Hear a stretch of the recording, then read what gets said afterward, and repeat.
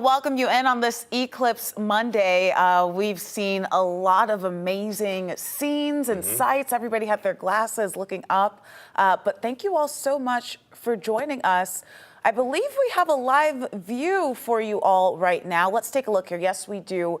This is from Eustis, Maine. This is close to the U.S.-Canadian border where there's still part of the sun. You can see that being covered up by the moon for the Great American Eclipse. Absolutely incredible. Hours ago, this amazing journey across North America began over Mexico.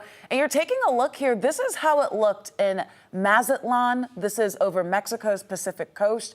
Thousands of tourists and locals gathering along the beach to witness this rare event. Thankfully, the weather was picture perfect for viewing, not just there in Mexico, but right here in the A. Really bright out there, no clouds in the sky, the sun was out. Yeah, it was really great weather, and we've been looking up to the sky today as well, safely, mind you, to catch a glimpse of today's solar eclipse, with practically everyone in North America having a chance at catching at least a partial eclipse.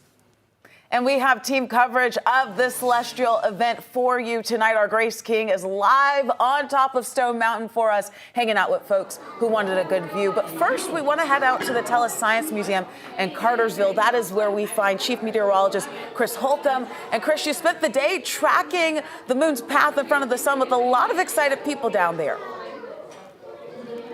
We have had a lot of excited people here. In fact, here in the observatory, we've had almost 400 people come through to take a view through this lens right here that you see as folks are climbing the steps, trying to see the lens there, and they are looking through to see what's happening right now as we're winding down this partial solar eclipse. It will end coming up at 4:21 this afternoon. So you can see here, this has been a very popular place, and not everybody has actually come up here to the observatory.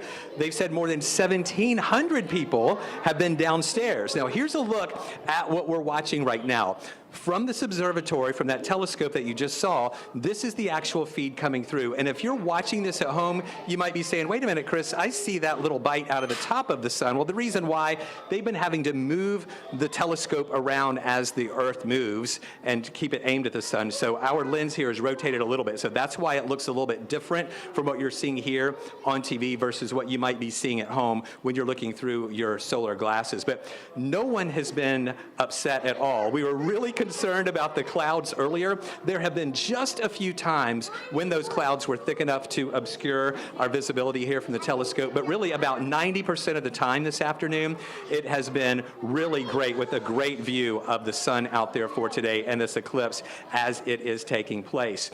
Now, it's going to be ending in just a little bit at 4:21. I've talked to a lot of people today who, even though we're not in the path of totality, they were very excited at least to see this partial eclipse. And they said it was well worth the wait in line, and it was well worth just knowing that it was happening and getting their solar glasses and just able just to lie in the grass out front just to watch this eclipse as it takes place. The next time this will happen here in one like this that crosses the United States will be in 2045. So I'm glad a lot of these people took their opportunity to check it out. Not only have we been watching it here in the observatory, but there have been a lot of places all around town where folks have been watching. Grace King joins us now from Stone Mountain, and there have been a lot of people getting a good vantage point there on top of the mountain, right, Grace? Absolutely, and we're looking at it now. You can still see that little sliver of the moon remaining. It's been quite a cool view up here on Stone Mountain. Park leaders told me thousands and thousands of people came out to enjoy the solar eclipse. Now that includes two of my new friends. We have Ariana and Kaden. How are you guys today? Good. What was your favorite part about the eclipse? I liked when the sun, when the moon covered the sun, it wasn't as dark as the other places, and it was cool. It did get colder, didn't it? I liked it when it started getting warmer. Yeah, and did you see the little sliver of it just kind of disappearing? What was that like? It was like something was pushing it, and it was disappearing. Disappeared, and then it got kind of dark out here and kind of cold.